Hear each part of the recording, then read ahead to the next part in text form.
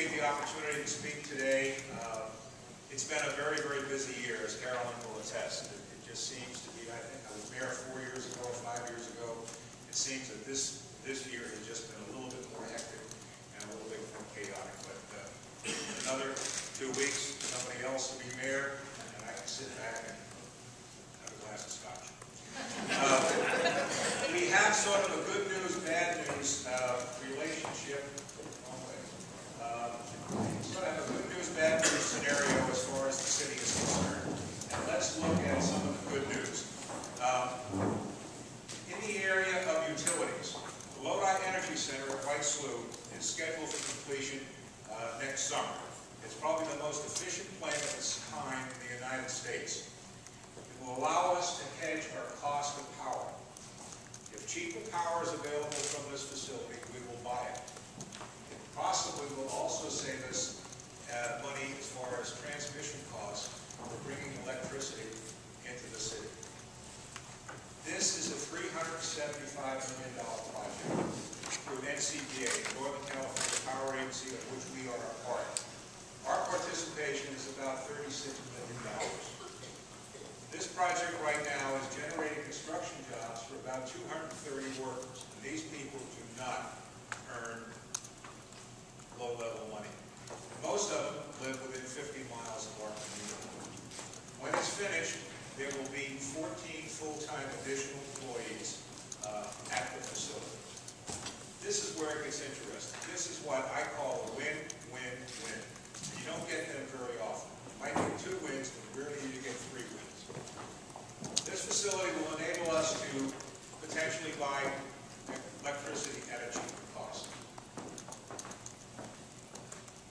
We also lease the land to NCPA, and that gets us $40,000 a year, which is not chump change, but it's not an awful lot in today's economy.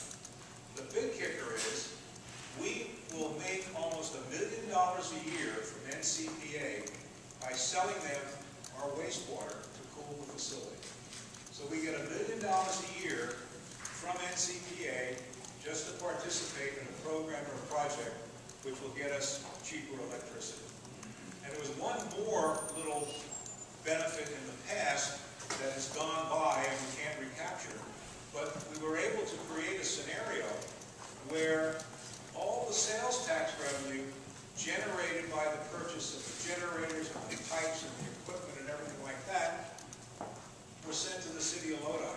And I think that brought us in about $1 million net a couple of years ago. So this has been a good project for us, and we look forward to a lot of benefits from it in the future. Another plant that's under construction right now is our surface water treatment plant out near Lodi Lake. This is a $36 million project, all of ours, which will be completed in 2012. Currently, it's providing about 200 construction jobs for area residents. Most importantly, it enables us to finally use the McCollum River water that we have been purchasing for years from the Woodbridge Irrigation District. We pay about $1.2 million a year to buy water from WID. We have yet to use a drop of that water. And I've got to say, it's been very gracious that WID has been able to allow us to bank this water, so we haven't had any net loss as far as it's concerned. But with the completion of this plant, we will now be able to use the water, which is probably some of the highest quality water in the state. That will give us better drinking water, but as importantly, it will give us the opportunity to have cleaner discharge downstream when all the water gets to the White Slough water treatment facility. It will also give us a big savings by allowing us to pump less from groundwater, therefore saving the aquifer, which we're so concerned about. So once again, this is a good project that's moving along, and we appreciate it. A different twist is taking place in that the council is exploring the possibility of contracting out the people who will work at this facility. That doesn't happen very often, certainly not in Lodi. There is an opportunity, at least on paper, to say that there can be a significant savings on salary and benefits by having people other than city employees operate this facility. We don't know where that number is going to wind up. It's currently being discussed, and a decision as to whether privatization will take place should be made in the very, very short future.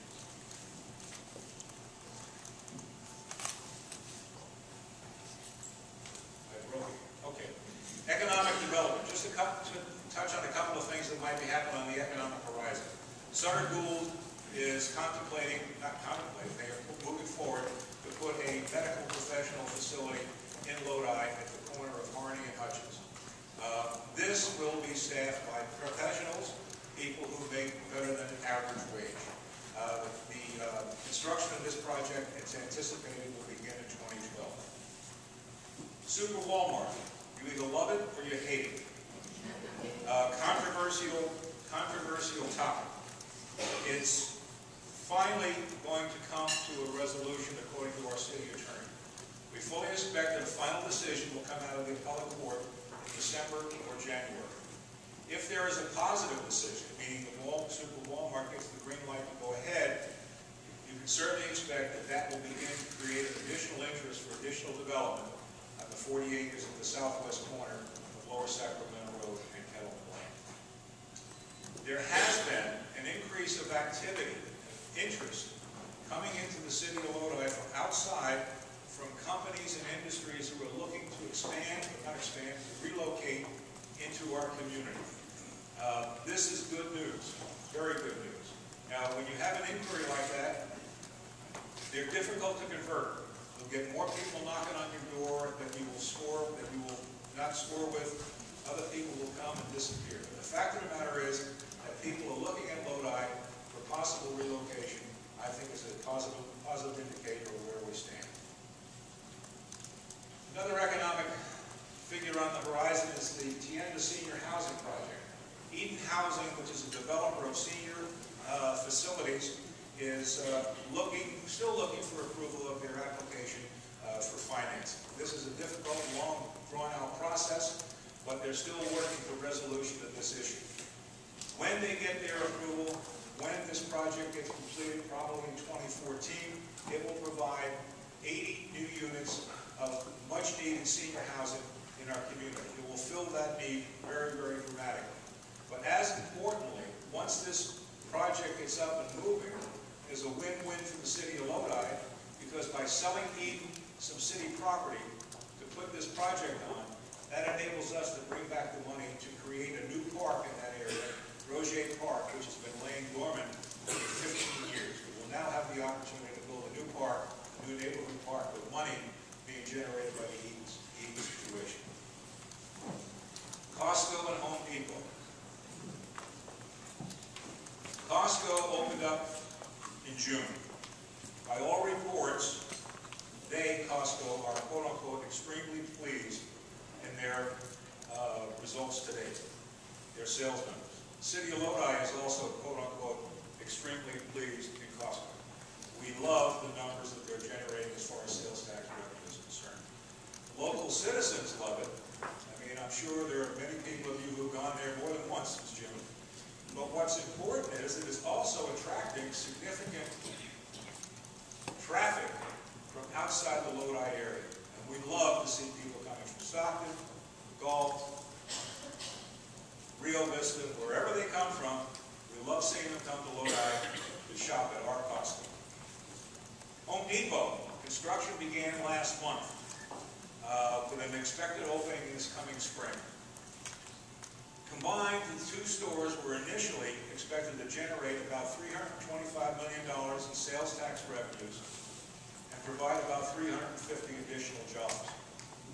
With Costco doing so well, those revenue figures will probably jump a little bit higher. But what appears to be of significant interest is that when you have two significant anchors and two major anchors like that in a complex, it will bring more interest by other mid-majors coming in and looking at the Reynolds Ranch property and will begin to build on itself. So that's a positive step on behalf of the Home Depot of Costco. Other developments. Local businesses are making investments in their future in the city of Lodi. And probably the classic example is Scientific Specialties, which recently invested $9 million, adding 70,000 square feet to their facility. This also generated 30 additional brand new jobs. I know for a fact that many other companies within the community are making commitments and investing money in their future. And I think specifically somebody like Terry Washnick at Washnick Tools. The small machine plant, I think they put about $800,000 in the past year into new machinery, which will enable them to keep up with the demand of business that they're generating. So the opportunity to expand here in Lodi by our existing businesses is alive and well. There's also something called Senior Care, which I found out is coming to town. That is an East Coast pharmaceutical company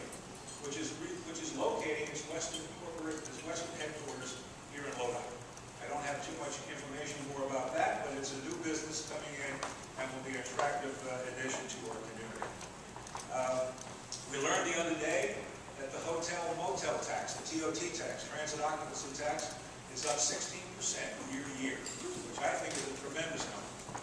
And that shows, in my mind, and going back to what the Laughlins were talking about, it shows that the tourism business is alive and well and is adding to a lot to our bottom line.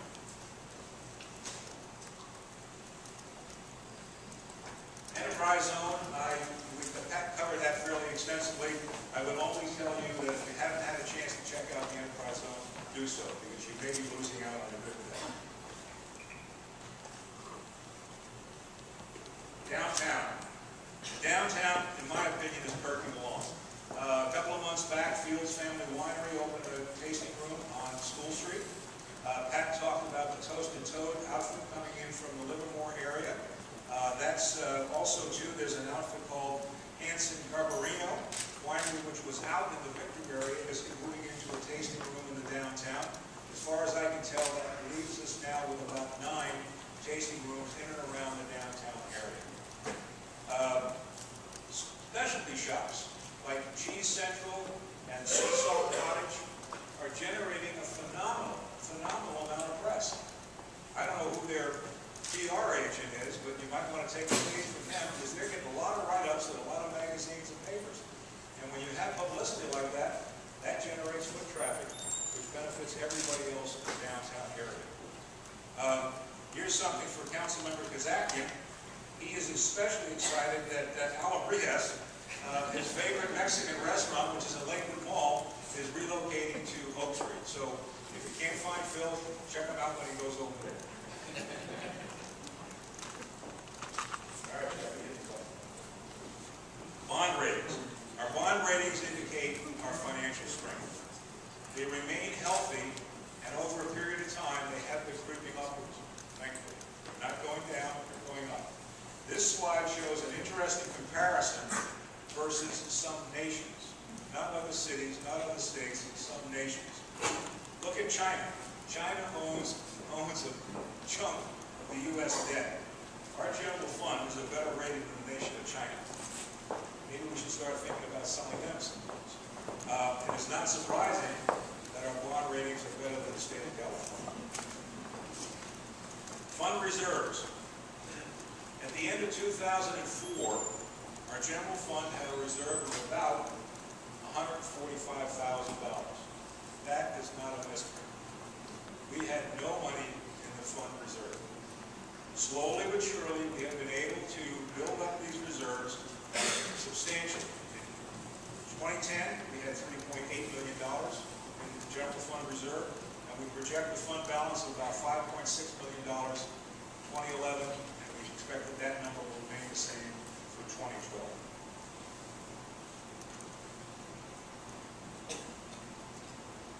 Public safety.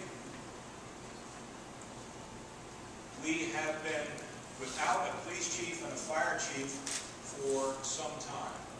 We have been very, very fortunate in having 2 wonderfully competent interim chiefs, Ray Samuels on the police side and Dan Hafferty on the fire side, taking care of our police and fire departments over the past several months. A few months back, we hired Mark Helms as our new police chief. He has come on board and has hit the ground running, and he's doing a phenomenal job. Yesterday, it was announced that we are making an offer to a gentleman named Larry Rooney, who is coming to us from Arizona as our new fire chief. He has a very, very strong background and experience in the fire service, and we expect him to be on board sometime in January. So those 2 very, very important departments now have good, qualified people running them, and we expect great things. Not so good news. I said this good, and I said this bad. Here's some of the bad. Taking orders from Sacramento. Somebody alluded to this earlier in the meeting. We are getting killed. We are getting killed as a city and as a business entity by some burdensome regulations out of Sacramento. Nobody wants dirty water. Nobody wants dirty air. But at what cost do we have to clean these things up? Air quality issues for us and for businesses continue to become more and more stringent and more expensive. There is something called new proposed stormwater regulations that will affect the city of Lodi, and estimate that we will be spending somewhere between $1 and $2 million annually to adhere to these new stormwater regulations. We've already spent about 57% of our wastewater costs on state-mandated programs. 57% to satisfy mandates from the state of California, and we expect that those costs will continue to grow. Doing more with less. We have cut our workforce by 15% in the past 3 years. This has been a combination of reorganizations within departments and a combination of early retirements. Compare these workforce numbers of 15%.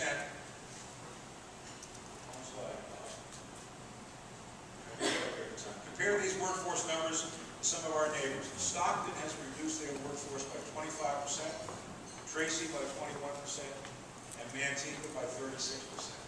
So either they were more overstaffed than we were, or we were running a more efficient airline than they were. But the bottom line is when you start making dramatic reductions in personnel force, you're going to wind up having impacts on services. We are seeing services that we provide by the city becoming a little bit more slow in response to what we need to have happen. We don't like it, but that's what happens. Unemployment rates. This slide speaks for itself. Actually, our numbers at 11.7% has improved somewhat. That's the lowest number in about the past 2 years. We traditionally track pretty close to the state, and this appears to be holding true. County figures and those of most other cities are a lot worse than we are. Employee benefit costs. Our pension costs continue to rise. We expect that we will be looking at an additional $2 million of additional pension costs over the next 3 years. Our health care costs are anticipated to grow significantly. While our premiums grew only at 4% this year, we expect that future year's growth will continue to be growing at a greater pace. Our premiums went up 153% in an 8-year period. Workers' comp reserve is underfunded. We need to fund that reserve to the tune of another $500,000 each year for the next 2 years. You don't have one, Jeff. I'm sorry. I surprised you. What's next? Okay. Lodi, like every other city, is looking to cut employee costs. Most knowledgeable people recognize that the benefit programs we are currently enjoying are unsustainable. Even the governor recently proposed a dramatic 12-point change to what has been the status quo. Whether the state legislature has the intestinal fortitude to act on this proposal remains to be seen. We're currently in negotiation with most of our bargaining units. Benefits will be a big part of that discussion. For the past few years, we've been able to balance our budgets with the help of our employees, and we have many, many wonderful employees. They have made concessions, many of which have been significant, and the council and I are personally very, very grateful for their sacrifice. But in my opinion, there need to be even more changes. We can't continue to kick the can down the road. We have run out of road. We can't go any further in my mind. Whether these changes that we're talking about take the form of higher employee contributions to retirement and health care costs, or the creation of hybrid retirement programs, or be having old and new employees work longer remains to be seen. The answers may come out through labor negotiations, they may come out through legislative action, or they may come out through initiatives generated at the ballot box. And I know of at least 2 initiatives that have qualified at the state level to the Secretary of State that may possibly be on the ballot next November. In the meantime, there's an expression that says, opinions are like noses. Everybody's got one. And I think that probably you people have an opinion on this issue. I would like to ask that take the time and tell us, the council, what your thoughts are, positively or negatively on the procurement we're in. I would definitely appreciate your input, and I assume the other council members will also. In the meantime, I have said in the past that there have been 34 recessions in the history of the United States, and every one of them has come to the end. What we've got to do is hang in there. Thank you very, very much.